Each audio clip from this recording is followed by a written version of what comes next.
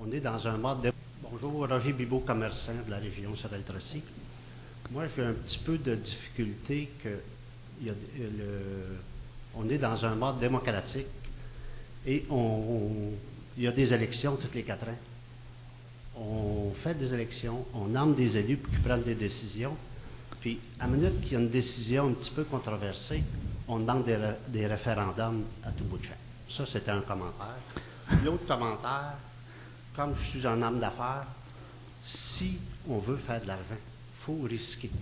Donc, c'est ce que nos décideurs font et on les critique. C'est correct de les critiquer, mais à quelque part, si on les a élus, c'est peut-être correct aussi de leur faire confiance. Fait que donc, comme ça m'apparaît un risque calculé, bien, je tiens à vous féliciter pour les décisions que vous prenez. Et puis, il y a juste une façon, c'est quand que nos élus municipaux font des dépenses, on chiale après.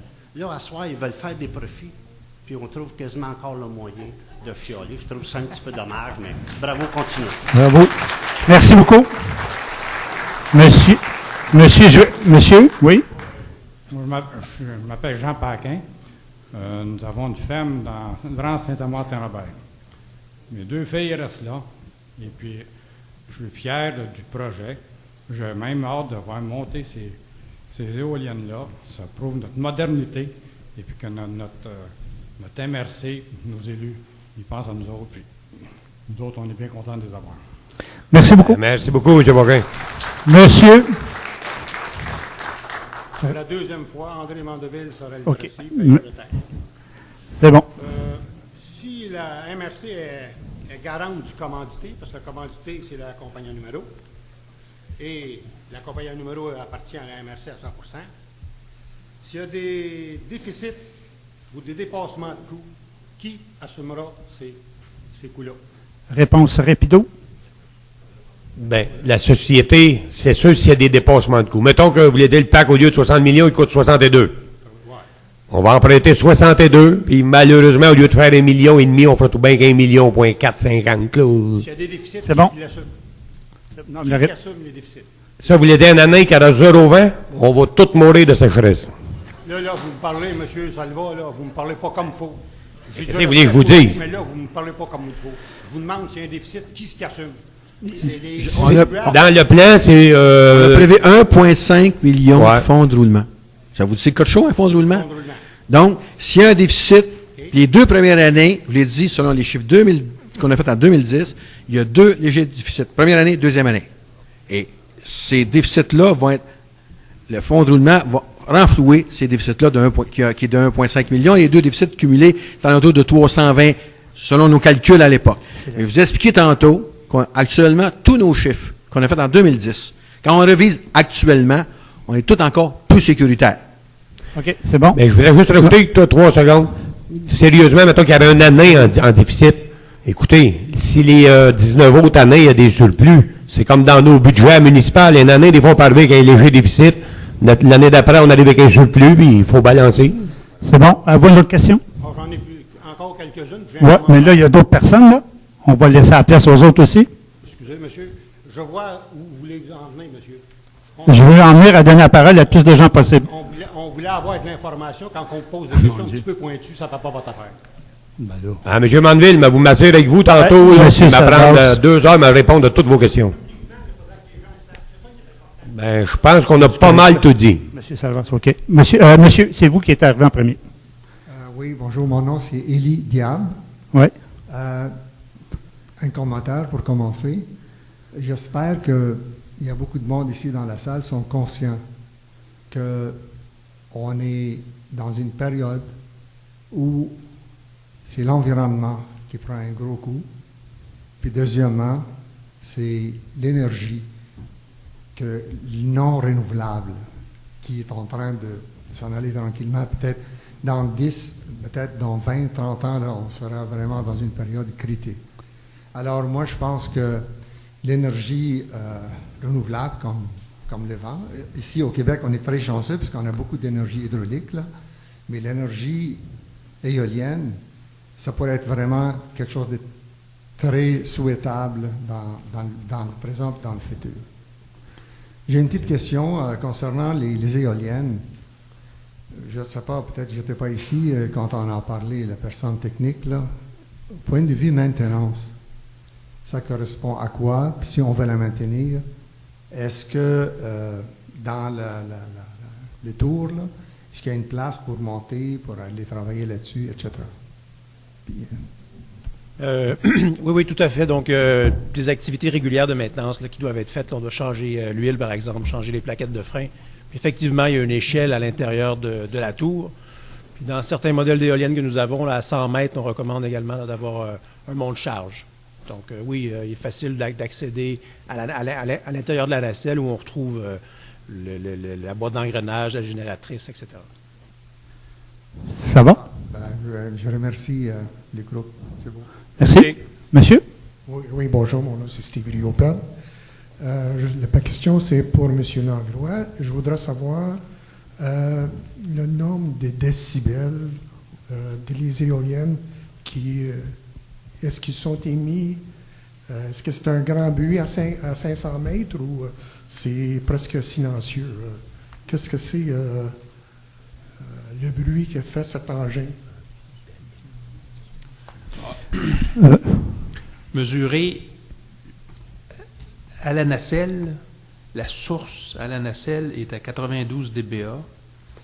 Habituellement, avec une telle source, à 600 mètres, 700 mètres, le bruit de l'éolienne résiduel à cette distance est couvert par le bruit de fond de l'environnement, du milieu. En effet, il n'y en a pas. Il n'y en a pas. OK, merci. Je veux juste en profiter pour dire que vous avez reçu, je pense, un petit dépliant qui présente le projet du parc éolien et qui répond, entre autres, à votre question. Et il y a aussi des réponses plus détaillées sur le site web. Madame? Oui, bonjour, Véronique Massé, travailleuse à la MRC de Pierre-le-Sorel. Vous savez, ce soir, bon, la soirée était ici, bien entendu, mais était aussi sur Internet et via les réseaux sociaux. On a eu des questions, des commentaires, et je trouvais important de vous les apporter. Donc, on a Mme Chantal Caron qui voulait vous mentionner qu'elle trouvait que c'était un très bon travail. On a aussi Mme Élisabeth Cormier et Daniel Massé qui voulaient mentionner qu'ils étaient très enthousiastes du projet, ils trouvaient que c'était très intéressant. Et finalement, on avait Mme Mireille O'Brien qui était ici ce soir, mais je crois qu'elle a quitté, qui a mentionné que c'était une très belle soirée. Même du côté des opposants, on a eu des bonnes questions auxquelles on a eu des réponses claires. Donc, félicitations. Je vous fais la part des commentaires. Merci. Bonne fin de soirée. Merci. Monsieur? Bonjour, Philippe Charbonneau de Saint-Ours. Je veux juste vous féliciter d'avoir cette patience de répondre à tout le monde. Mais je pourrais vous suggérer, ouvrez pas une maison de bingo, ouvrez une maison de chialeux. Merci. Ça fait partie du métier. Bon, oui, madame? Oui, moi, ma question est à M. Salva ou tout au groupe. C'est quand prévoyez-vous présenter votre rapport environnemental au MDDEP? Dans l'échéancier, Marcel ou David? On est actuellement en étude pour la fonte. Selon l'échéancier, on devrait aller au BAP. Non, pas au BAP, au ministère du Développement, au MDDEP, oui. Comme je dis, on est au BAP à l'automne 2013, donc il faut déposer nos études pour avoir l'avis de recevabilité à quelque part comme juin-juillet 2013. OK, du MDDEP. Dans vos études à date que vous avez effectuées, est-ce que le projet des éoliennes va interférer avec toutes les tours installés pour les ondes concernant les téléviseurs, Vidéotron, autre exemple, nos cellulaires? Non, parce qu'il n'y a pas de tour dans les restrictions. Il n'y a pas de tour de... non, c'est ça, il n'y en a pas, mais quand on fait un projet éolien, c'est ça, ce que vous dites là, c'est important. C'est toujours considéré dans les restrictions, puis on ne peut pas mettre d'éoliennes dans un certain corridor. Là. OK, comme ça... Mais ici, il n'y en avait pas. Il n'y en avait pas. C'est l'un ou l'autre, parce qu'il y a beaucoup de tours qui se construisent justement pour où est-ce qu'on a investi 900 000 dans le Pierre-le-Sorel Internet, la coopérative. Alors, je me demandais voir si les éoliennes étaient pour interférer avec le bon rendement de la coopérative. C'est vrai, puis vous soulignez un bon point. Je sais qu'il y a des tours là, pratiquement dans toutes les municipalités. Voilà, mais une chance que c'est un grand triangle là, qui n'est pas habité, puis Mais c'est un bon point. Hein. Non, mais Non, il n'y en aura pas. j'ai pensé à ça parce que rapido, ça nous a coûté de rapido. l'argent pour on paye Oui, notre oui. part là-dessus. Mais madame, là, avec le directeur général, on a déjà discuté. Il va falloir, dans le nouveau projet, installer une tour jusqu'à 80 mètres qui soit déplacée et il sera possible. On verra à ce temps-là, il est possible de mettre votre antenne encore beaucoup plus élevée pour avoir une meilleure réceptibilité pour les gens Ok, des c'est environs. ça, dans le fond, ça va être un service qui va être offert Ça pourrait être possible. aux gens qui ont déjà, qui sont déjà membres de la coopérative. Là. Ils pourront servir peut-être de nos tours, des éoliennes pour le... Ben oui, peut-être. L'autre mât, il y a un autre mât qu'il faut s'installer. Parfait, OK. merci. Ça va. Oui, madame? Oui, je suis Ginette Cormier de Saint-Ours. Moi, je vous félicite aussi. Moi, j'ai participé à la journée porte ouverte. Je suis allée chercher vraiment beaucoup d'informations. Il me restait des petits questionnements au niveau financier. Vous semblez avoir répondu adéquatement ce soir. Moi, je me suis beaucoup, à Saint-Ours, on s'est beaucoup mobilisé contre les gaz de schiste. Beaucoup de municipalités de la MRC sont en train de se mobiliser aussi. Saint-Robert va avoir son assemblée le 10. Mercredi, oui.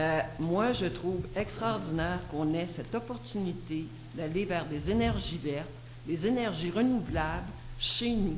Alors, je vous dis chapeau et je souhaite vraiment que ça se fasse. Merci beaucoup. Alors oui, monsieur. Excusez, juste une petite question, M. Salvat. On connaît la rigidité d'Hydro-Québec. Hein? Ce n'est pas négocier avec eux autres. Ce n'est pas de tout repos. Est-ce qu'à l'intérieur du contrat, il y a des... Comment je vous dirais ça? On prend un exemple. Là, un mois, il n'y a pas de vent. Là, OK? Y a-t-il des pénalités? Y a-t-il quelque chose qui fait que on va être pénalisé d'une façon ou d'une autre? Je vais répondre. Ouais, plus... Il y a une formule de prévue, monsieur. On a soumissionné 51,5 gigawatts année. Par année. Pareil. Hydro-Québec dit entre 90 et 120 on te paie le tarif. Ça est sur une moyenne mobile de 3 ans. Voyez-vous, sur 3 ans. Il peut y avoir un mois qui en a beaucoup moins, puis sur 3 ans. Si on est en bas du minimum, on a une pénalité de 1,4 sous du kilowattheure. Et si on dépasse 120 on est payé encore par un supplément. Donc, ça, c'est prévu, mais avec une moyenne, ce qu'on appelle mobile sur 3 ans.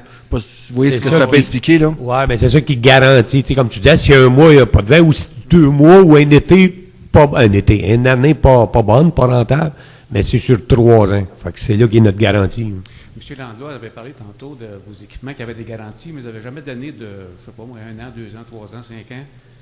C'est quoi le... Ça reste à négocier avec eux, parce qu'évidemment, on a prévu des budgets, mais ils ne les savent pas.